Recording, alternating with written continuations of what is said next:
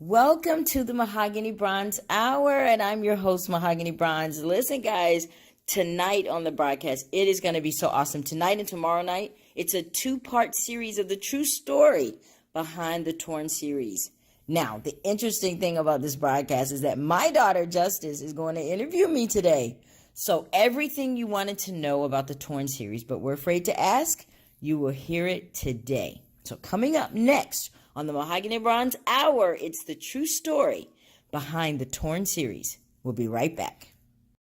Welcome back to the Mahogany Bronze Hour. I'm your host, Mahogany Bronze, and today on the broadcast, you're going to get to know everything you've been wanting to know about the Torn series. What's it about? What's the real true story behind the story? That's what you're going to get today on the broadcast. But what's going to be so much fun for me today is my daughter, Justice, who's an aspiring actress and model. She's going to interview me today. Guys, can you welcome Justice to the show? Justice, welcome. Oh my gosh, thank you. I'm so excited to be here. Thank you. Wonderful. Well, tell everyone which child you are. I am the youngest. Out of Out of 6.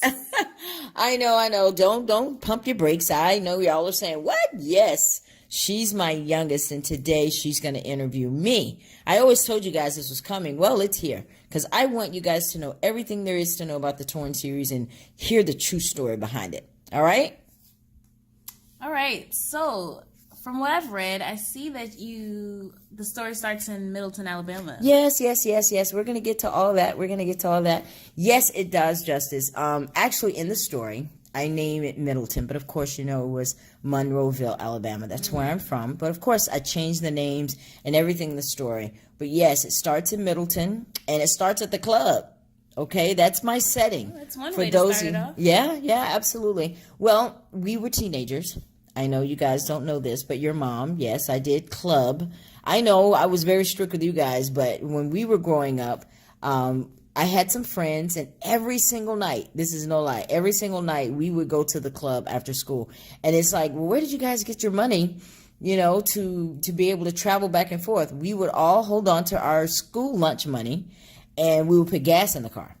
And after school, we would go to somebody's house, get dressed, and we would go to the club every single night in Atmore. Now, in the book, I think I can't remember what I called it in the book, but I know in real life it was Atmore.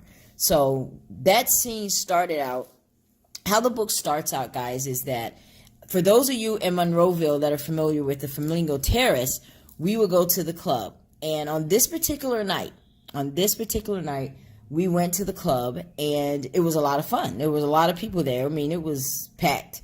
And we had a curfew, of course, 12 o'clock. So we had to leave at least by 11 for us to make it back to Monroeville by 12. So we left the club, but it was still so packed that night. And we got halfway, and we were all like, man, we don't want to go back. We don't want to leave. And I came up with this master plan. I came up with this plan for us to all tell our parents, that this is what came up that night. We were at a friend's house studying, and I came up with this plan. I said, okay, guys, y'all got it? Now, everybody call your parents and tell them. So one by one, everybody called their parents and said why we were going to be late. So guess what? We went back to the club, Justice. We went back to the club.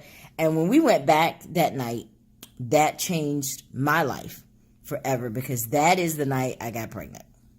Wow. I'm sorry. All I got from that was that you had a curfew. I don't think we had a curfew. That's pretty harsh. Yeah, well, we had a curfew, but, we were always breaking it. We did. We always broke the curfew. We always came up with it. Now, not all the time. Most of the times we were good, but it was just something about that night. That night, we just had to go back. You guys know what I'm talking about. You know what it's like when you just have to go back. We just had to. We just had to get back to the club. So, with the curfew and everything, were your parents always as strict as you were with us, or was it just kind of like every now and then? Well, I was strict with you guys, and that's the reason why. I was strict with you guys because I knew what I did when I was in high school, and I didn't want you guys to go down the same path. So, yeah. My mom was somewhat strict, but she wasn't so much, because I was able to get my mom to change her mind a lot. I was very persuasive. And I guess because I was so persuasive, she would just go with me a lot. And sometimes, to be honest with you, I know I'm admitting this and I'm going to admit it on my show, but there were times I wish she would have said no. There were times I wish she had been stricter and stuck with it. Because as a teenager, I was making decisions that I shouldn't have been making. So, yeah. Wow. So, as time went on, and then now I'm at the toughest part because 2 weeks after the club, now I am feeling a little sick.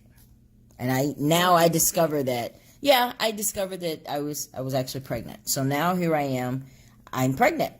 So, like, how old were you when you thought you were pregnant? Well, I really didn't think I was. I actually went to the doctor and got tested. I was 16 years old.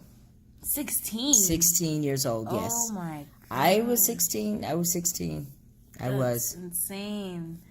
I can only imagine, like, what you were going through. Like, what exactly were you going through at that time? I mean, to be honest with you, as a 16-year-old,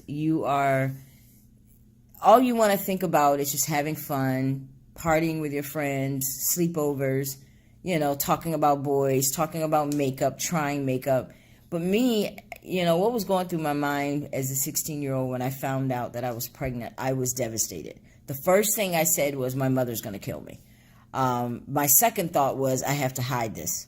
That was exactly what went through my mind. My mother's going to kill me, and secondly, I have to hide this. Hiding it, that has to be almost impossible at that time. Well, for me, hiding it was I was going to get an abortion. I did not want to have a child. I was 16 years old, and I felt like at that time my life would be over if I had a child. I mean, that's understandable. Yeah, so I needed to get rid of it. I'm going to be honest with you. And my viewers, I'm going to be honest with you guys. As a 16-year-old, just imagine where you were at 16 and what you were doing at 16. And here I am sitting in a doctor's office for them to tell me, great news, you're pregnant. I was like, that's not great news.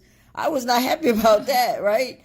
So I raised the money. I'm going to be honest with you. I don't know if I talk about this in the book, but the real story behind it is that I raised the money. It was like $200 to get an abortion. I raised the money, and the last $75, this is the part that's so ironic in this story, guys. This part right here is so ironic in the story because I raised all of the money but $75, and it was time to go to cheerleader camp. So my cheerleader sponsor always told us that she was like a mom to us, and that if we ever had any questions or if we ever wanted to talk to her about things that we could not talk about with our parents, that she was available. So I thought, well, I'm going to try it and see if I could get some money from her. This last $75 that I need to get my $200 for my abortion. And right here, we're going to take a break. And when we come back, I'm going to tell you guys what her answer was when I asked for the last $75 to have an abortion as a 16-year-old pregnant teenager. Guys, the rest of this story, when we come back, we'll be right back.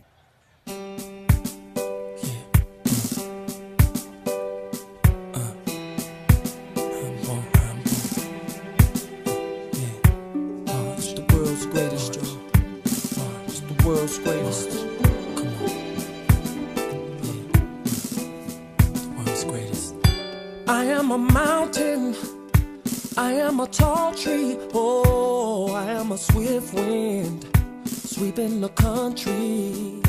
I am a river, down in the valley, oh, I am a vision, and I can see clearly. If anybody asks you who I am, just stand up tall, look them in the face and say, I'm that star up in the sky, I'm that mountain peak up high. Hey, I made it, I'm the world's greatest. And I'm that little bit of hope when my back's against the ropes. I can feel it, I'm the world's greatest. The world's greatest, Joe. The world's greatest. Forever. I am a giant, I am an eagle, oh, I am a lion down in the jungle. I am a marching band, I am the people, oh, I am a a helping hand. I am a hero. If anybody asks you who I am, just stand up tall, look them in the face and say, I'm that star up in the sky, I'm that mountain peak up high. Hey, I made it, I'm the world's greatest, and I'm that little bit of hope. When my back's up against the ropes, I can feel it, I'm the world's greatest. In the ring of life, I'll reign love, I will reign, and the world will notice a king. Oh yeah, yeah. Darkness, I'll shine a light, and mirrors of success reflect in me. Well, hello, welcome back to the Mahogany Bronze Hour. This is Justice, and I'm just welcoming you guys back. Now, Mom, before we went on break, you said that you had asked $75 from, I believe it was the woman. My cheerleader sponsor, yes. Sponsor. Yes. What happened with that? Okay, well, I had asked her for $75 because she had always told us that we could come to her if we ever needed anything. So I thought, well, I do need something.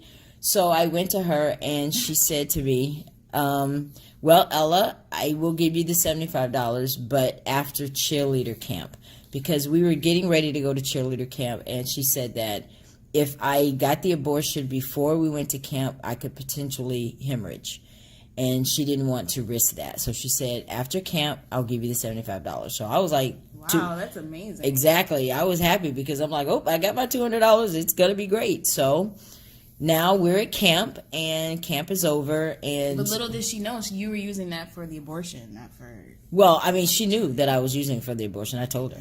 She told me to never tell anyone, but I'm telling all of you guys, but you don't know who gave it to me, so you guys don't know that part of it. But yes, she was aware that it was for an abortion. I told her the truth about that. So after camp, she gave me the $75. I went ahead, called my friend, made my arrangement, and went for the abortion. Oh, gosh. Yeah, I did go. But before I left, How did your guys, friend feel about it? which friend? The friend that was, I guess, supposed to be joining you.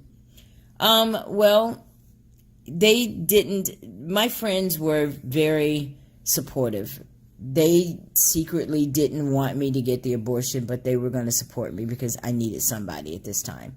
So they were there. But before we left to go get the abortion, I did tell one of my friends, and the only reason I told her is because I didn't want, something to happen to me and nobody knew where I was.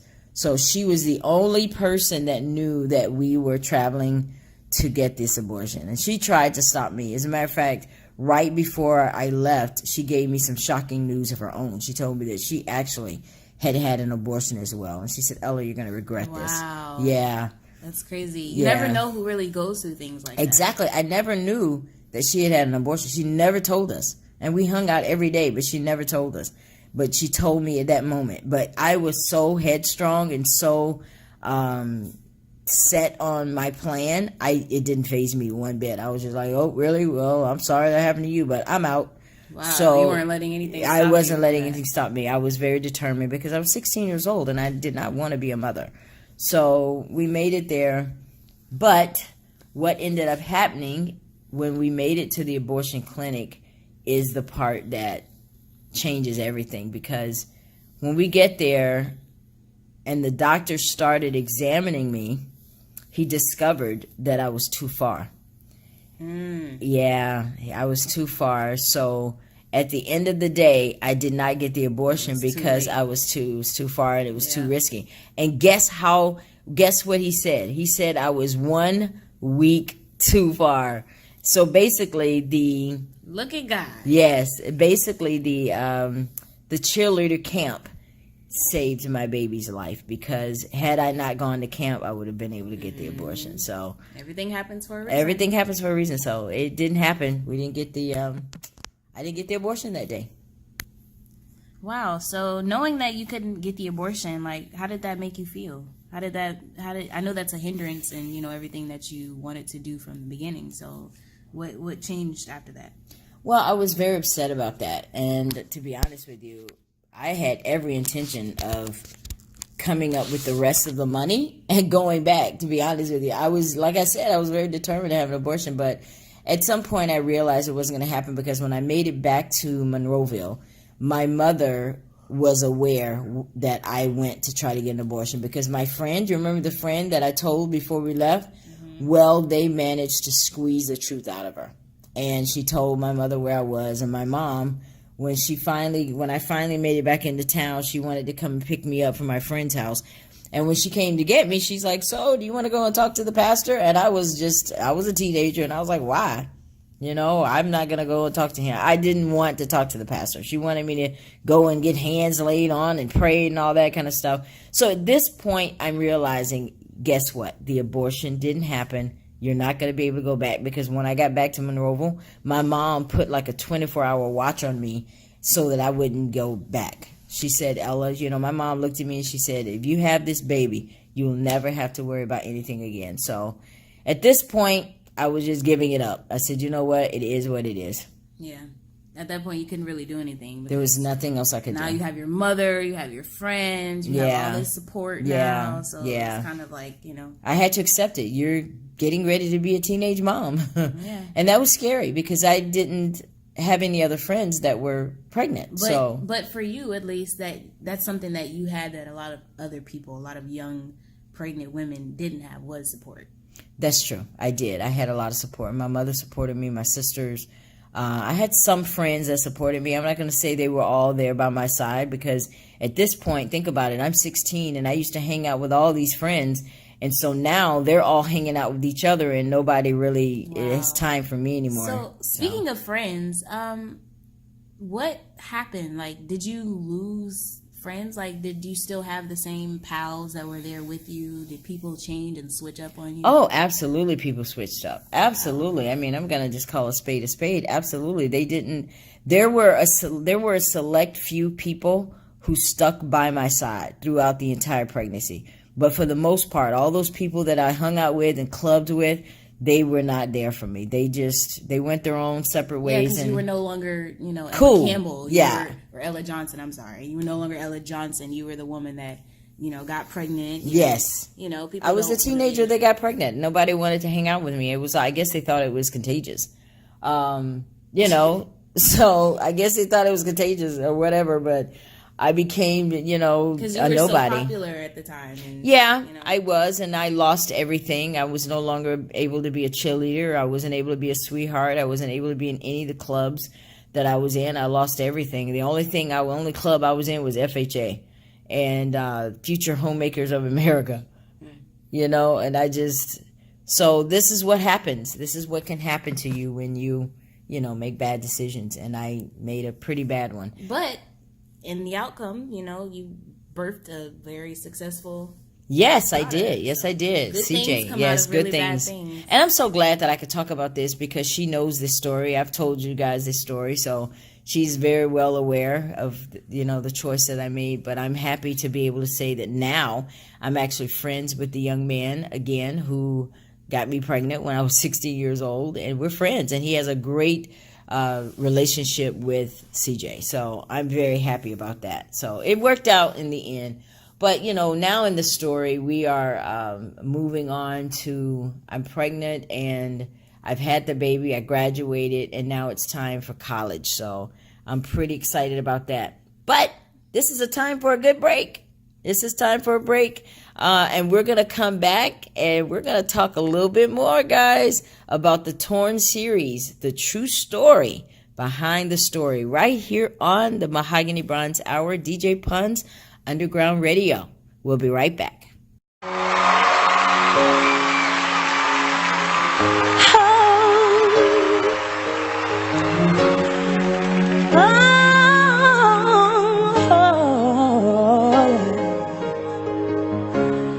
Have you ever reached the rainbow's end? And did you find your pot of gold? Ever catch a shooting star? Tell me, how high did you soar? Ever felt like you were dreaming just to find that you're away, and the magic that's around you can lift you up and guide you on your way. I can see it in the stars across the sky.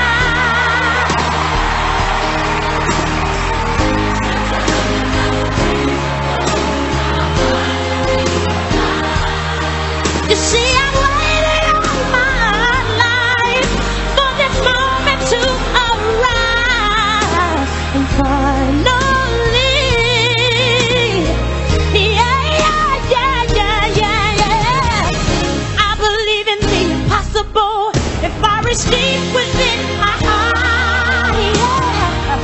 Overcome any obstacle, won't let this dream. You see, I strive to be the very best, shine my light for all to see. 'Cause anything is possible when you believe.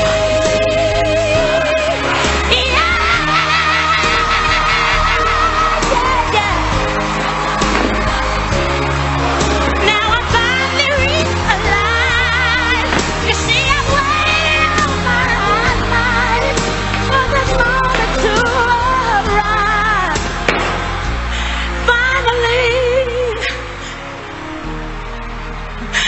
Finally, I believe. Welcome back to Mahogany Bronze Hour. This is Justice, your sit-in host. I'm here with my mom. And like I said before, I'm so excited to be here. So before we went back on break, Mom, you were talking about you were entering into college and you had just got done with your abortion. Tell me about that.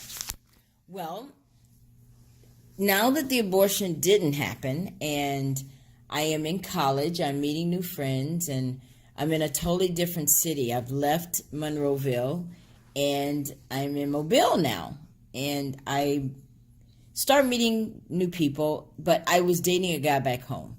So it was kind of a conflict because I was dating a guy back home and now I'm meeting new people in college. And I met a guy in college, and in the book I talk about a rape that happened. And I don't want to go into any details about that on the broadcast, but I will say this, that I got pregnant again in college. And now I'm really, really sick to my stomach because I was so close to making it past my first year without getting pregnant, and now I'm pregnant again. It's like all happening to you. It's happening again. It's happening again, and I was so focused, but without injuring people that could be listening to this broadcast, I don't want to talk about the details of what happened or how I got pregnant, but I do talk about it in the book. So, it was through rape. Okay, so. But I decided to have the child, and when I did, he was born with some birth defects. He had some birth defects, but to God be the glory, he was operated on at 2 months of age, and now he is fine. So, yeah, I got pregnant again, and This is like a series of unfortunate events. Oh my gosh, you have no idea. Because 2 years later, I got pregnant again by the guy I was dating back in Alabama. And that's the thing that's so amazing about this story, is that Melissa just continued to make these bad decisions. She continued to make bad decisions, one thing after the next. It seems to be that I had problem with guys. Like, I don't know, maybe I was looking for love, and I was just, I don't know. I think a lot of it had to do with the fact that you weren't really, you didn't talk about that with your mother, and you didn't have someone who experienced that at the time to tell you about all those things. So you were just kind of, I mean, a lot of that is very true. I didn't have proper sex education. That's true. I didn't really have a good communication with my mom about what I was going through. So, black families back then, well, at least my family, we didn't talk about real stuff a lot. So here I was, pregnant again, lost, sad. And I'll be honest with you guys, I did not get prenatal care. I was so depressed through that pregnancy. I just did not get I didn't get the proper care that I needed because So- I was really sad. So once you were in college, and I know you had what was the school that you went to? Back then it was called University of Mobile. Well, back then it was called Mobile College. Now it's University of Mobile. Oh wow. Yeah. So were you? I know you said that you were pregnant. You ended up getting pregnant, and I know you were still in school. So how did that all turn out? Oh my gosh. It's a good question. I actually was at school and I was hiding it. I was wearing big clothes because I was at a Christian school. And you cannot be pregnant at this school. So I was having to wear big clothes and not go to all the places where all the kids hung out. And I did a really, really good job of hiding it. But then someone turned me in and, they actually kicked me out of school because I was pregnant. Wow. Yeah, that was a serious blow.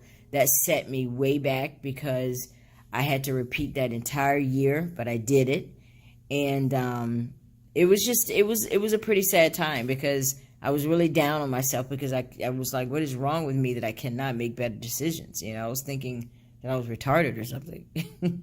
I mean, I did because I just kept making bad decisions and I just didn't understand why I was continuing to repeat this poor behavior. Well, you know, like they say, God puts us through things in order for us to, one day we'll be able to deal with certain things that we dealt with. Oh, absolutely. Absolutely. Because I found myself actually, and this is just me in my adult life, I have had to talk to a lot of young women who were feeling down for the same reasons I was. And I understand that place they're at because I was there. So it hasn't all been good. All things work together for good. That's what the Bible says. Everything happens for a reason. Yes, it does. Yes, it does.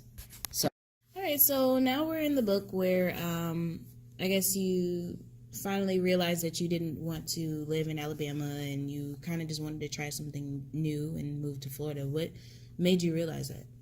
Oh, wow. Well, to be honest with you, I left Alabama because I was ashamed. Because I was pregnant for the third time. And I was pregnant for someone that's like 4 years younger than me. So I was a little embarrassed and, I was kind of worried about my image. So, yeah, I came to Florida for that reason. I was running from something. You were running from something. Why were you so ashamed? Like, I know this isn't something that is, rare. This is something that a lot of people have dealt with. People have dealt with, having children, out of wedlock. People have dealt with children, having children at a young age and not having any support. What were you ashamed of? Well, because I looked at myself I held myself on a higher standard than that. I felt like I was better than that. I just felt like this was not supposed to happen to me. What am I thinking? What am I doing? I'm supposed to do better than this. It was a denial stage for me, I think. So what did you think you were going to get by moving to Florida besides getting away from everyone? Just a different place, different people, different vibe. I just felt like, okay, this is somewhere where no one knows me. I should be able to be okay here. And then, so now you're in Florida. How did things go from there? Well, I actually auditioned to get into this broadcasting school, and I got in, and I ended up meeting this nice guy, finally. I met this really nice guy. Wow. So it took all of that for you to finally, kind of be at some kind of peace, for you to pretty much leave, your hometown. You had to find some kind of, awakening for yourself.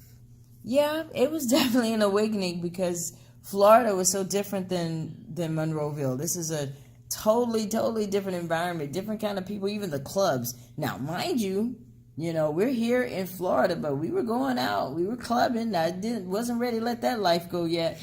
So I was clubbing and having a good time and just getting to know people here. So. Okay, so moving forward, I believe you found this young man in the book. I guess you entered into this new relationship, but come to find out, he was playing you. So what happened there? Oh, wow. Well, that's just one of the many. well, he was very special to me. As a matter of fact, to this day, we're still friends, actually. What? Yeah, we're actually still friends. And now we're in real life. This happened in Tampa because I met the guy and we hit it off so sweet. I mean, he was the brother to one of my friends, and he was so nice, and he made me feel so beautiful all the time. And the relationship went sour because one day I was expecting him to show up at my apartment and he wasn't coming, and I was just like, what is going on? So I was beeping him. Back then we had pagers and beepers. We didn't have cell phones, okay? I'm just gonna keep it real. It's unfortunate. Yeah, it's unfortunate, but I was paging him and he wasn't calling me back. And finally, when he did come to my apartment, he told me that I can do better, that I deserve better. I deserve to be with somebody who really, really loves me, and blah, blah, blah. And I was like, I don't care about all that. I just want you. I mean, I did not want to let this man go. I did not want to come to grips with the fact that he did not want me. I just couldn't receive that. So let me ask you something. What was so different about him compared to all the other ones? He was different because he was funny. He was more attentive to my children. He was spontaneous, and I loved that about him. So because of the fact that you loved that and he was so different from others, that's what hurt you. This is why you were so hurt. Yeah, I was very hurt from this relationship because what happened is that he had been telling me that he wanted to marry me, and I was excited about that. But in the end, he really didn't want to marry me. But this is time for a break. It's time for a break. It's time for a break, guys. Listen, I'm enjoying this. I hope you guys are getting some of your questions answered about the Torn series. But we'll be right back after the break for more True Story Torn series here on the Mahogany Bronze Hour with your girl, Mahogany Bronze, and my sit-in host for the day, Justice Campbell, my daughter. All right, guys, we'll take a break. We'll be right back.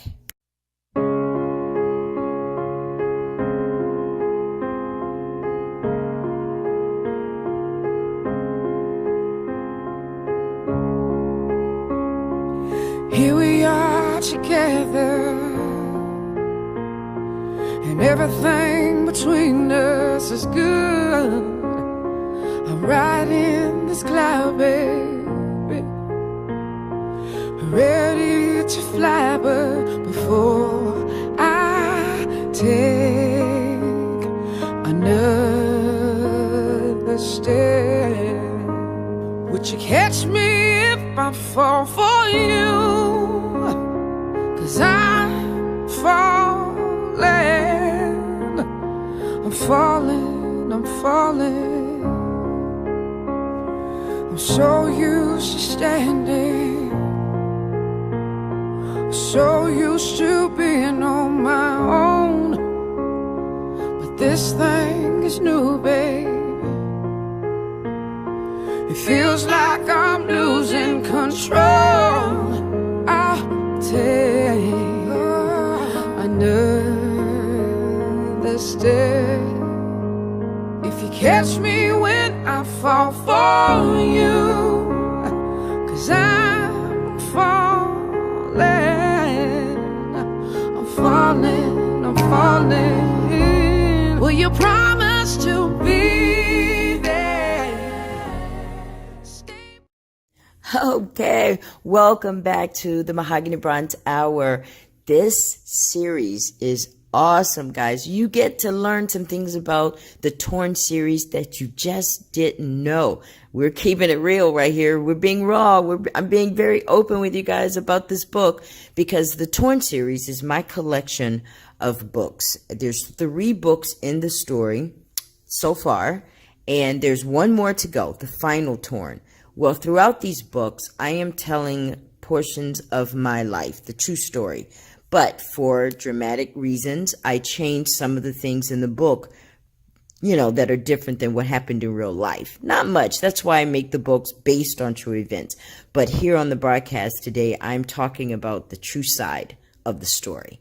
And my daughter's interviewing me. But this is what we're going to do, guys. We're going to tune out for today. And we're going to pick up tomorrow for the second part of the Torn series, the true story behind the story, right here on the Mahogany Bronze Hour. Well, guys, listen, I am so excited that you tuned in today. I thank you so much always for tuning into the Mahogany Bronze Hour.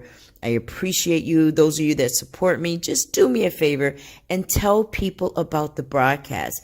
Invite a friend with you, and let them know that the Mahogany Bronze Hour is on, and catch me on Tuesday nights on my Facebook page where I go live. It's like the Mahogany Bronze Hour after hour, but you're probably almost home now, and I want you to have a great evening. If your day was kind of bad today, you know what? Just remember this. It's the past now. So move on and pick yourself up. There's a new day. I'm telling you, don't let stuff stress you. That's why people are dying of stress now. Worrying. No, it's no time to worry. It's time to live. Enjoy life. Well, I just want to thank my daughter, Justice, who interviewed me today on the broadcast. Wasn't she great, y'all? I'm just so glad and honored that my baby was able to come on and follow her dreams and interview me. So I am very excited about that. But guys, hey, we'll see you tomorrow. Tune in tomorrow for the Mahogany Bronze Hour, the second part of the true story behind the Torn series. We'll see you tomorrow right here on DJ Pun's Underground Radio, the Mahogany Bronze Hour. Thank you for tuning in to the Mahogany Bronze Hour. Stay tuned for tomorrow, part 2, the true story behind the Torn series.